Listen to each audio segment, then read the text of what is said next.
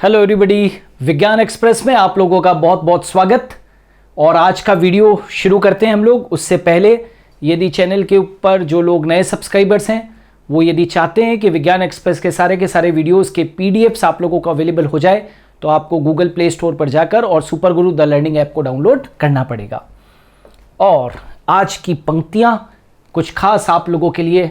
Difficult roads often lead to beautiful destinations. बहुत प्यारी line है। Difficult roads often lead to beautiful destinations. जितने रास्ते कठिन होते हैं वो आपको बहुत खूबसूरत मंजिल की ओर लेके चले जाते हैं। इसलिए रास्ते यदि मुश्किल हो तो घबराओ मत, एक दिन जब मंजिल मिलेगी तो वो बहुत खूबसूरत होगी। इन्हीं पंक्तियों के साथ में आज का वीडियो शुरू करते हैं। और आज का वीडियो बेस्ड है एक बहुत इंपॉर्टेंट सेल ऑर्गेनेल के ऊपर जिसका कि नाम है प्लास्टिड्स यानी कि लवक। ऑलराइट, सो चलिए स्टार्ट करते हैं। What is the shape of chloroplast in Chlamydomonas. आपको मालूम होना चाहिए सबसे ज़्यादा शेप के अंदर यदि क्लोरोप्लास्ट के अंदर वेरिएशन होते हैं तो वो किसके अंदर होते हैं? एल्गी के अंदर होते हैं। तो what is the shape of chloroplast in Chlamydomonas, तो हमेशा याद रखना ये कैसा होता है? कप शेप्ड क्लोरोप्लास्ट होता है, यानी कि कप नुमा क्लोरोप्लास्ट होता है। याद रखोगे, क्लेमाइडोमोनास के अंदर कैसा होता है? कप नुमा क्लोरोप्लास्ट होता है। Where do light and dark reaction occur in chloroplast. आपको ये बता दूं कि क्लोरोप्लास्ट के अंदर दो चीज़ें होती है बेटा, एक होती है घ्राना और एक होती है स्ट्रोमा। क्लोरोप्लास्ट के अंदर दो तंत्र होते हैं, घ्राना और स्ट्रोमा। घ्राना के अंदर क्या चलता है? Light reaction. घ्राना के अंदर चलता है लाइट रिएक्शन और स्ट्रोमा के अंदर चलता है डार्क रिएक्शन। ठीक है, क्या कहा मैंने? घ्राना के अंदर चलता है लाइट रिएक्शन और स्ट्रोमा के अंदर चलता है dark reaction. Why chloroplast is called a semi autonomous organelle. Chloroplast को हम अर्ध स्वायत्त कोशिकांग क्यों कहते हैं? जिस तरीके से हम लोग माइटोकॉन्ड्रिया के लिए भी हमने कहा था वो सेमी ऑटोनोमस ऑर्गेनेल है, उसी तरीके से क्लोरोप्लास्ट भी एक सेमी ऑटोनोमस ऑर्गेनेल। कारण इसके अंदर डीएनए होता है और इसके अंदर क्या होता है? राइबोसोम होता है। तो डीएनए के कारण ये रेप्लिकेशन कर सकता है, यानी कि अपनी प्रतिकृति खुद बना सकता है। अपनी प्रतिकृति या कॉपी खुद बना सकता है। ये अपनी प्रतिकृति बनाने के लिए सेल के ऊपर निर्भर नहीं करता, क्योंकि इसके पास में राइबोसोम है तो ये खुद प्रोटीन सिंथेसिस करता है।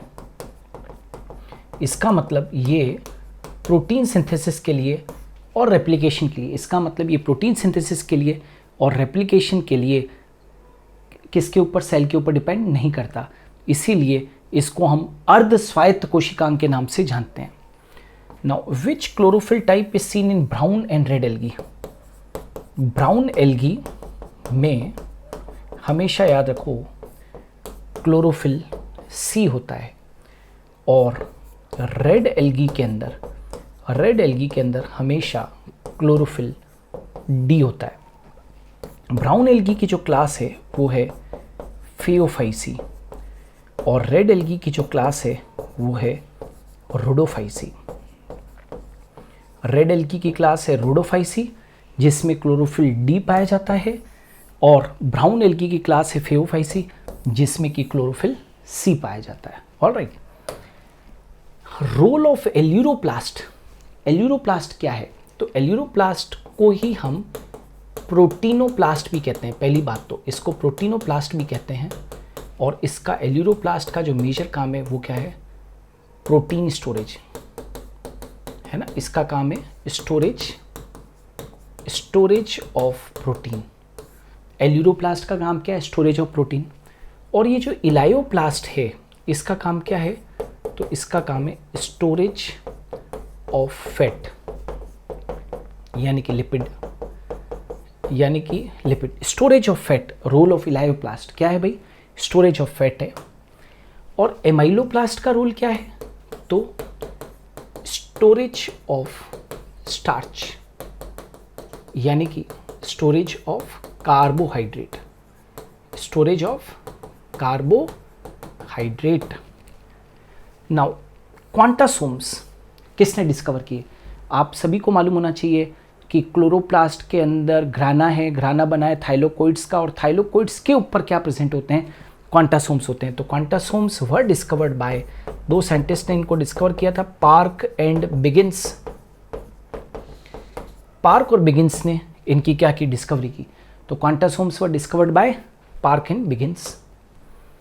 नंबर ऑफ ग्राना पर क्लोरोप्लास्ट, एक क्लोरोप्लास्ट में, एक क्लोरोप्लास्ट, जैसे ये एक क्लोरोप्लास्ट है तो ऐसे ऐसे घराना कितने हैं, ये जैसे ये सब घराना है, ठीक है, ये सब क्या है, जैसे घराना है, तो ऐसे ऐसे घराना एक क्लोरोप्लास्ट में कितने होते हैं, नंबर ऑफ घराना पर क्लोरोप्लास्ट, तो उसका नंबर होता है 40 to 60 पर क्लोरोप्लास्ट, 40 to 60 पर chloroplast. Type of DNA in chloroplast, chloroplast के अंदर कौन सा डीएनए होता है, तो सर्कुलर डीएनए होता है, सर्कुलर डीएनए, और वो भी कैसा होता है, डबल स्ट्रैंडेड होता है, द्विरज्जुकीय होता है और वृत्ताकार होता है ना, वृत्ताकार होता है और कैसा होता है, द्विरज्जुकीय होता है, वृत्ताकार और द्विरज्जुकीय। और याद रखना जीसी रिच होता है, जीसी रिच मतलब ग्वानिन और साइटोसिन की मात्रा एडिनिन और थाइमिन से क्या होती है, अधिक होती है। Type of ribosomes in chloroplast, बिल्कुल माइटोकॉन्ड्रिया के समान ही, इसमें 70S टाइप के राइबोसोम होते हैं। यदि आपसे कोई पूछता है कि क्लोरोप्लास्ट में किस तरीके के राइबोसोम होते हैं तो आप कहोगे 70S ribosome. In higher plants, उच्च पादपों में, हाउ मेनी क्लोरोप्लास्ट पर सेल हैव बीन रिपोर्टेड, उच्च पादपों के अंदर, उच्च पादपों के अंदर हाउ मेनी क्लोरोप्लास्ट पर सेल, एक सेल के अंदर कितने क्लोरोप्लास्ट होते हैं, तो याद रखना 20 to 40 क्लोरोप्लास्ट पर सेल, मतलब एक सेल के अंदर, पर सेल, एक सेल के अंदर 20 से लेकर और 40 हरित लवक हो सकते हैं। If chlorophyll is burnt what is left behind, question पूछा गया था एग्जाम में, if chlorophyll is burnt what is left behind, तो magnesium will be left behind. यदि क्लोरोफिल को जला दिया जाए तो क्या बचेगा, मैग्नीशियम बचेगा, उस ऐश के अंदर क्या मिलेगा आपको, magnesium. Difference between chlorophyll a and chlorophyll b, भाई क्लोरोफिल ए और क्लोरोफिल बी में एक ही डिफरेंस है कि क्लोरोफिल ए के अंदर मिथाइल ग्रुप होता है, मिथाइल ग्रुप प्रेजेंट, यानी कि CH3 ग्रुप, और क्लोरोफिल बी में उसी जगह पर एल्डिहाइड ग्रुप होता है, मिथाइल ग्रुप की जगह पर क्या होता है, aldehyde group present. Aldehyde group कौन सा होता है, CHO ग्रुप, CHO ग्रुप, ठीक है। Which type of chlorophyll is universal pigment, which type of chlorophyll is universal pigment, universal pigment कौन सा है, तो क्लोरोफिल ए। दुनिया के हर प्लांट के अंदर क्लोरोफिल ए तो मिलना ही मिलना है, वो यूनिवर्सल पिगमेंट है। Chloroplast is bounded by how many membranes, तो chloroplast is bounded by 2 membranes. तो क्या हम कह सकते हैं ये डबल मेम्ब्रेन ऑर्गेनेल है, double membrane organelle, double membrane organelle है। Outer membrane of chloroplast contain which integral protein, chloroplast की जो बाहरी झिल्ली है, आउटर मेम्ब्रेन है, उसके ऊपर कौन सा इंटीग्रल प्रोटीन होता है, तो हमेशा याद रखना पोरीन्स होते हैं। आउटर मेम्ब्रेन के ऊपर जो इंटीग्रल प्रोटीन्स होते हैं क्लोरोप्लास्ट के ऊपर, वो कौन से हैं, पोरीन्स हैं। Sum total of all plastid in a cell, एक सेल के अंदर जितने भी प्लास्टिड होते हैं, कोई भी हो, चाहे वो क्लोरोप्लास्ट हो, ल्यूकोप्लास्ट हो या क्रोमोप्लास्ट हो, sum total of all plastid in a cell is called as, ये नई चीज हो सकती है आप लोगों के लिए, प्लास्टिडोम। क्या होता है भाई, प्लास्टिडोम।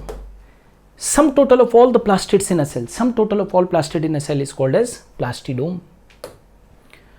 Shape of chloroplast in higher plants, higher plants में shape कैसा होता है, या तो ovoid होता है या spherical होता है या lens shaped होता है। वैसे आमतौर के ऊपर ज़्यादातर देखा गया है कि वो lens shaped होता है, ठीक है।